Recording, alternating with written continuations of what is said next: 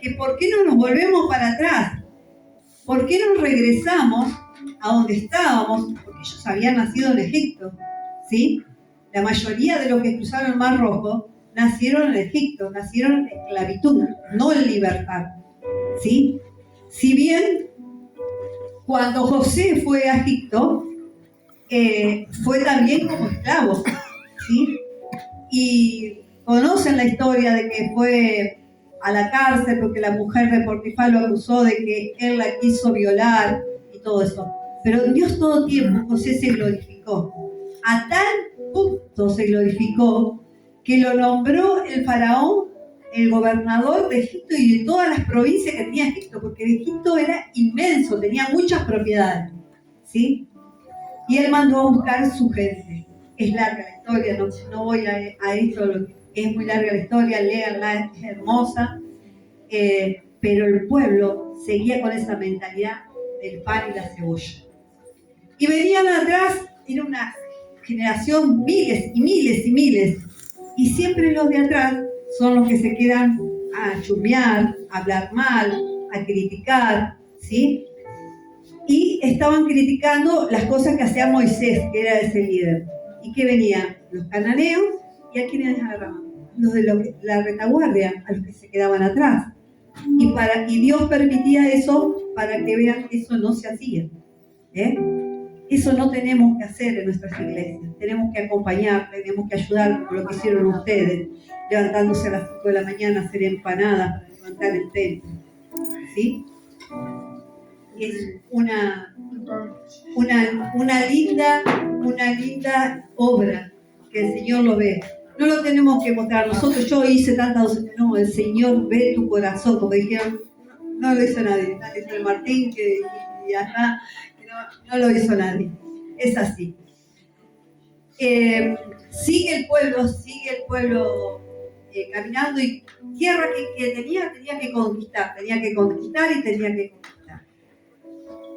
Y una de esas tierras eran los filisteos, ¿sí? Y los filisteos le ganaron al pueblo de Israel. ¿Y qué hicieron? Vamos a llevarnos el arca, que era la presencia misma de Dios, que Dios le había dado las medidas, le había dicho cómo se tenía que hacer, todo tal cual. Entonces, llevaron los atrevidos la presencia de Dios, ¿a dónde? A su nación. ¿Qué pasó? No estuvo así nomás. Yo leí que los príncipes, porque era una ciudad, y que cada ciudad tenía un principado, ¿sí? Un principado. O sea que eran muchos los príncipes que gobernaban ese gran territorio.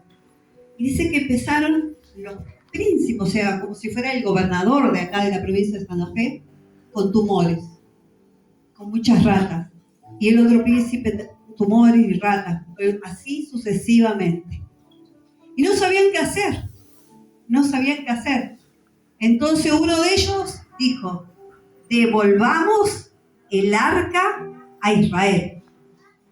Y no lo mandemos sola, mandémosla con premio, con regalos. ¿Qué querían que mandaran? Con los tumores que habían parecido a cada uno de los príncipes y las ratas, todo de oro. Ustedes sabían que la mayoría de los pueblos que ellos conquistaban o peleaban eran idólatras. Idolatría significa que no tenían un solo Dios, tenían muchos dioses. Y ellos tenían un Dios. Ellos tenían un Dios que se llamaba Dagón. ¿Y saben cómo era ese Dios? De acá a acá, ser humano. De acá a acá, un pez. Y le habían construido un templo tremendo, de oro, de pisos de mármol, un lujo tremendo. Y habían puesto el arca en el templo de Dagón. Miren la osadía de esta gente ponerlo. Pero esa arca no solamente había traído ratones, sino tumores, que todos se estaban enfermando, sino que cuando una mañana venían a ofrecerle sacrificios, ofrendas a Dagón, la estatua de Dagón estaba tumbada. Dijeron, ¿qué pasó acá? ¿Qué es lo que ha sucedido? Levantaron la estatua, hicieron el sacrificio y así volvieron al otro día. Ellos se levantaban y iban todos a hacer el sacrificio como idólatras que eran a Dagón. Segundo día, exactamente lo mismo. Dagón, panza abajo. Lo levantaron, dijeron, tenemos que ver que no vuelva a pasar esto porque se va a terminar esto. ¿Sí? ¿Qué será? Y miraban el arca, estaban enfrentados Dagón y el arca. Tercer día, Dagón no solamente en el suelo, sino que su cabeza había rodado.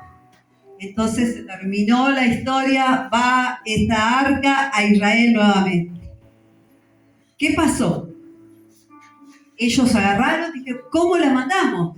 ¿Cómo mandamos esta arca? Era una arca pesadísima, el oro pesa mucho.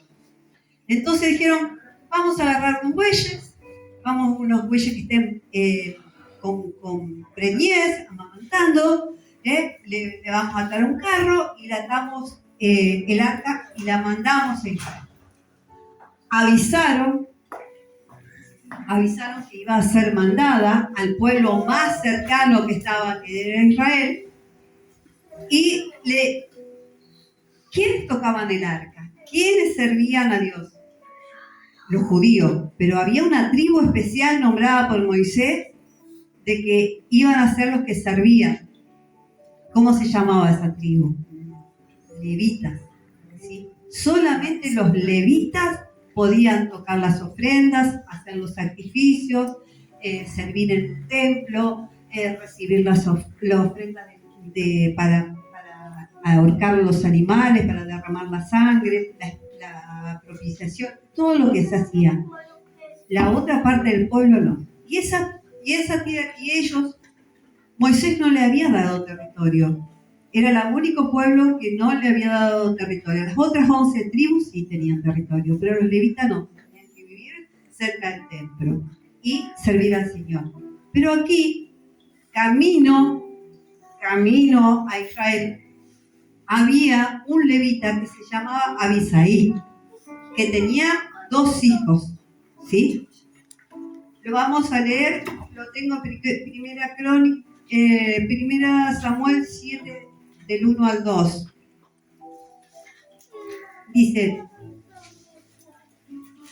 y vinieron a Kiriat-Jearim, donde vivía Abisaí, y llevaron el arca de Jehová y la pusieron en casa de Abinadab, situada en el collado, y santificaron a Eleazar y a su hijo para que guardase el arca de Jehová. Y primera Crónicas 13, 7, 10. Yo se las leo, no sé, la tengo buscada. Primera Crónicas 7 al 10 dice, y llevaron el arca de Dios de la casa de Abinadab en un carro nuevo, y Usa y Ahío guiaban el carro. Y David y todo Israel se regocijaban delante de Dios con todas sus fuerzas, con cánticos, arpas, salterios, tamboriles, címbalos y trompeta. Pero cuando llegaron a la era de Kidón, Usa extendió su mano, el arca, para sostenerla, porque los bueyes tropezaban. Y el furor de Jehová se encendió contra Usa y lo hirió, porque había extendido su mano al arca y murió allí delante de Dios. Y David tuvo pesar, porque Jehová había quebrantado a Usa, por lo que llamó a aquel lugar Pérez Usa hasta el día de hoy. Y David temió a Dios aquel día y dijo, ¿cómo he de traer a mi casa el arca de Dios? Y no trajo David el arca a su casa, a la ciudad de David, sino que la llevó a la casa después de Obed-Edom Edete. Es una historia aparentemente triste porque Abinadab, como les dije, era levita, era padre, tenía 2 hijos. ¿Y qué es que tenía que haberlo instruido en la Shekinah de Dios? Tenía que haberlo instruido en lo que era la presencia de Dios, a quién servían, a quién amaban, a quién buscaban, a quién estaban ellos dispuestos a hacerlo. Y entre esas cosas, Eso tenía que haberlo dicho, que la presencia de Dios era el arca. Y no cualquiera podía tocar el arca. Es más, ¿qué hicieron Moisés cuando fue a conquistar Canaán? Mandó primero a los levitas con el arca, ¿a dónde? A hombro. Solamente lo podían tocar los levitas, a hombro. No unos bueyes, no un carro, no que te circuncisa. Entonces Dios se molestó en ese momento. Si bien Usa quiso salvar que el arca no se rompa, que el arca no sufría daño, pero él desobedeció. Y nosotros tenemos un Dios de poder, un Dios de autoridad, un Dios que establece sus normas. Que no, que porque tenemos una excelente relación con Dios, hacemos lo que queremos. No podemos hacer lo que queremos. Usa tuvo buena intención, pero no tenía que haber hecho lo que hizo. Y su padre no lo incluyó también. Su error fue porque su padre no lo incluyó. Aún David tuvo que empezar a rever todo, porque venían con palmas, con salterio, cantando, danzando, todo porque el arca volvía a Israel. Pero él tuvo temor a causa de esto. Y quizás se enojó, como se enojaron todos. ¿Cómo Dios, el Dios poderoso, el Dios de Israel, va a permitir que Usa caiga muerto por querer salvar el arca? Eso a veces no lo entendemos. A veces estamos delante de un proceso y decimos, ¿cómo Dios me está devolviendo mal por mal? ¿Pero qué hicimos? ¿De dónde nos salimos? ¿Qué dijimos? ¿Cómo actuamos? ¿Qué no hicimos? ¿Qué no oraste? ¿Qué no ofrendaste? ¿Qué no ayudaste? ¿Qué no te preparaste? ¿Cuántas cosas hacemos mañana? Nos acostamos a dormir, nos ponemos a orar y según que te vas a dormir 5 segundos y quedás fusilado. Eso es lo que hizo Usa, ¿sí? Y eso es lo que estaba haciendo David también. No tenían conocimiento de lo que Dios había establecido desde siempre. Eran levitas.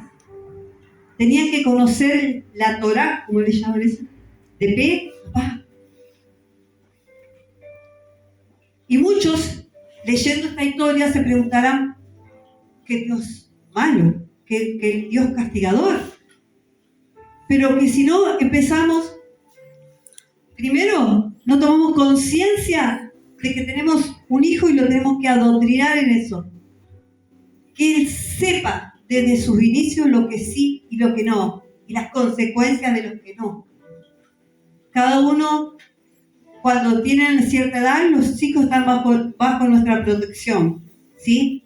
Nuestra responsabilidad. Porque ya cuando cumplen una edad avanzada, ya saben lo que hacer. Pero depende de nosotros. Depende de nosotros lo que le enseñemos, por dónde lo conduzcamos, por quién digamos las cosas. Si le enseñamos a orar, si le enseñamos a tener respeto por los mayores, si le enseñamos a tener respeto a Dios, amor a Dios, pasión por los santos, a no pecar, si ese caramelo se le cayó, se lo devuelvo. Cosas así que no lo estamos haciendo como debemos hacer. Y después nos encontramos con hijos en la drogadicción, después nos encontramos con hijos que no quieren trabajar, o hijos que maltratan a sus padres, que no respetan a los mayores, por no tener en claro que Dios es un Dios de orden, un Dios de poder, un Dios que cuando tiene que bajar la vara la va a bajar como lo hizo con Usa, no porque te quiere matar, no, porque lo dijo y está plasmado en esta palabra una y otra vez. Y entonces, ¿qué pasa? Tomamos lo común, lo santo, como común. Y queremos adaptar la palabra de Dios a nuestras conveniencias, a nuestra forma de pensar, al 2026.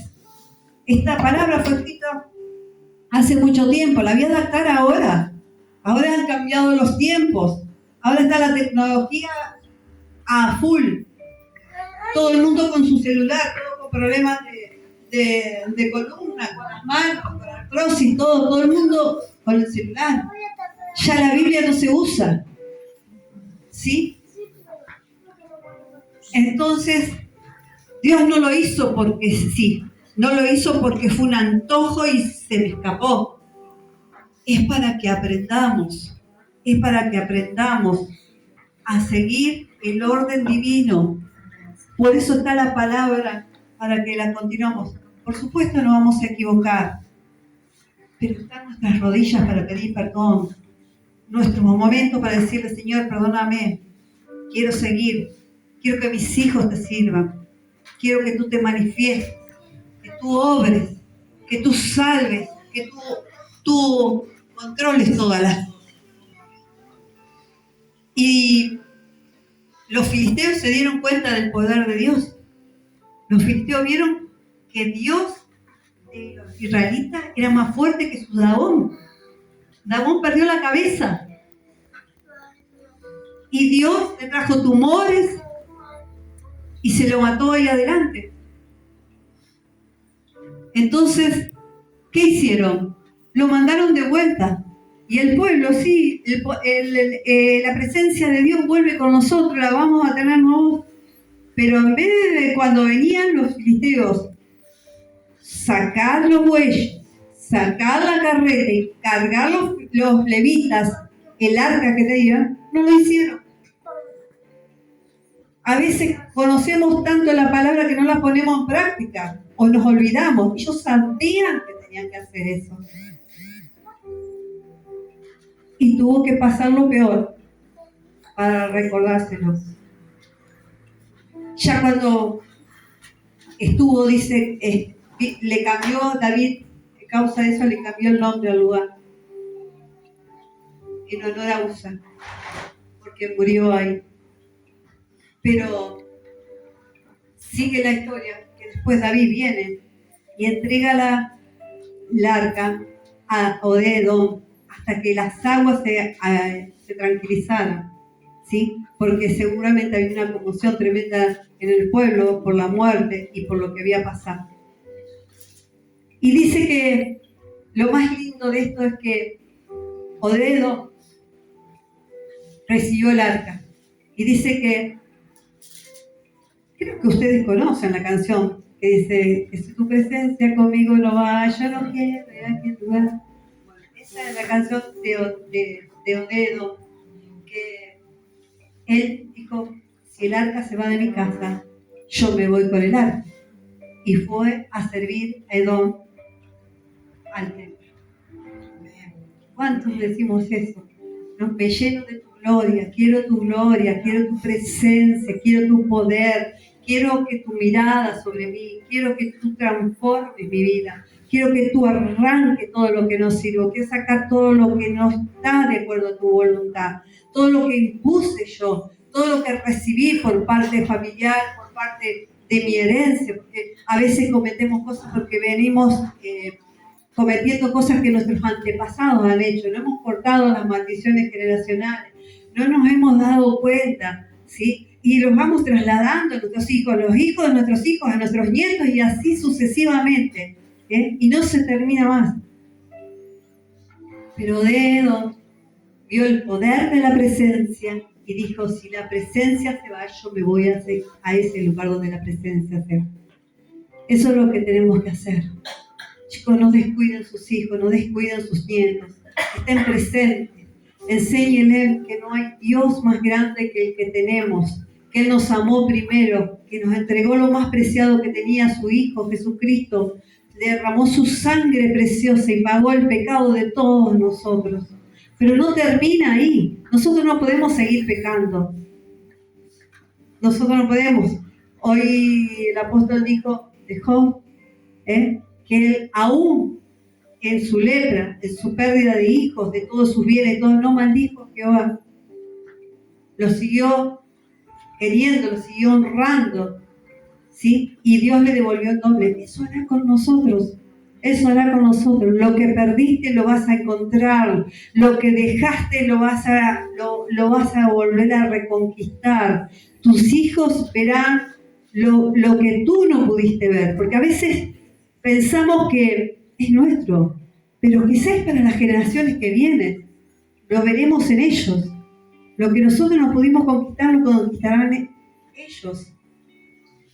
O sea, no dejes ese tesoro de manos de barro que tenés ahí para formarlo, para instruirlo, para prepararlos. Hoy los niños nos dan un ejemplo tremendo, mayor que nosotros. No tienen temor, si te lo tienen que decir, te lo dicen. Ellos están en otro nivel.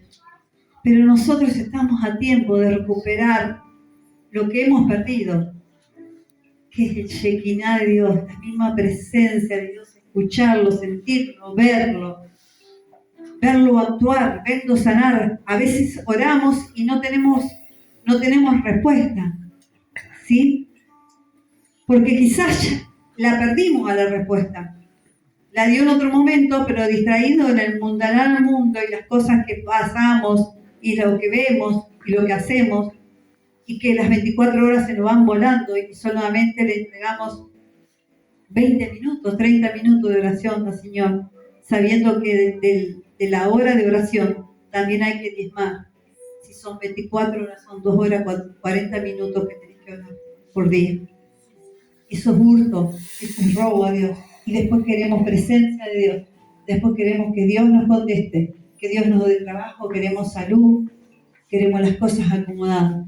Pero nosotros mismos no lo hacemos. Y aquí había anotado, creo que otro versículo más que el Espíritu me había dado, que esto de USA sea para una advertencia de tu vida. Si Dios lo tiene que hacer, lo va a hacer. Él no va a reparar en si te importa o no te importa. Si Él es un Dios de amor, un Dios que tiene amor infinito hacia nosotros. Porque Él nos amó primero. Y no es egoísmo de Él, no es bronca, no es autoridad, no es que nos quiere marcar, que nos quiere pegar, y es que nos quiere acomodar, para lo cual fuimos diseñados. Todos tenemos un propósito, ¿sí? Y quiere que lo cumplamos. Él quiere que sigamos adelante. Cualquiera fuera la piedra que te pongan ahí, tenés que seguir. Y seguir y buscar su presencia. Porque Él, si te equivocas, te perdona. Si vas, te perdona. Te escucha. Pero fíjate que a veces Dios no puede colgar. Porque vamos siempre con la misma cantidad. En vez de ver que los equivocados somos nosotros. Entonces, Dios es un Dios de multitudes. Pero pensá cómo estás obrando con Él. ¿Qué estás dejando? Cuando uno se va, siempre deja alguna propiedad, un auto, una bicicleta, una moto de herencia a sus hijos. ¿Cuál es la herencia que estás preparando para tus hijos en el camino espiritual? Porque esas son cosas pasajeras. El auto se funde, la moto te la roban, la caja se va autodestruyendo, pero la vida eterna es eterna. Es lo que ellos tienen que anhelar y lo que tú tenés que machicar en cada uno. Porque Dios es glorioso y dice que Él está a los que cercano le buscan. O sea que a veces no tenemos respuesta porque no estamos tan cercanos. Pensamos que estamos cercanos, pero no estamos tan cercanos. Él está. Somos nosotros el problema. Somos nosotros que estamos en ese lugar. Estamos desobedeciendo, que estamos haciendo las cosas fríamente, que estamos haciendo las cosas para apurar. El tiempo se me va, siempre con el reloj en la mano, corriendo de aquí para allá. Y Él está ahí, esperando. No pierdas la reverencia a Dios. No tomes lo común como normal. Es lo santo. Tenés lo santo delante tuyo. Hemos hecho a Dios como un abuelo, que con el abuelo siempre jugamos y el abuelo no cuenta nada mamá, el abuelo me cubre las cosas, la abuela me hace lo que me gusta. Hemos tomado a Dios así, pero Él no es así. Dios da orden y exige respeto y exige que se cumplan todas las palabras que estamos acá. Todas esas advertencias que están acá, porque después no podemos decir no lo sabía. Dios demanda que lo adoremos, lo glorifiquemos. Lo estamos haciendo. El arca era una señal del pacto entre Dios y la gente. ¿Dónde está tu arca? ¿Cómo está tu arca? ¿En dónde depositaste tu arca?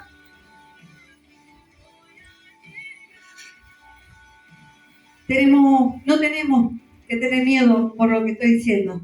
Tenemos que arrodillarnos y buscar la presencia de Dios y decirle: se terminó, lo que hasta ayer me servía, papá, hoy empezamos de nuevo, hoja cero. Quiero adorarte, quiero honrarte, quiero buscarte, quiero obedecerte. Quiero que tú tomes el control, como los titiriteros. Muéveme a donde tengo que ir. Basta de manejarme yo y hacer lo que creía, porque no es de malvado que lo hacemos, porque a veces lo hacemos de creer que estamos haciéndolo bien, porque no supimos escuchar a Dios, no supimos entender a Dios. Él es inmutable siempre, permanece siempre, esperándote. Y me imagino a veces a Dios cuando no le buscamos y nos vamos a dormir sin decirle hasta mañana, y Él esperándolo. Si Él estuviera en una reunión en el cielo y nosotros lo llamamos, corta con los ángeles, dice: un momento, mi hijo me llama. Que lo haríamos nosotros y también estaríamos en trabajo, salimos afuera con el celular y atendemos a nuestro hijo, porque es nuestro hijo. Y no sabemos lo que puede estar pasando. Ese es el Dios que nosotros tenemos. Ese es el Dios que nosotros amamos. Ese es el Dios que estará siempre para nosotros. Amén.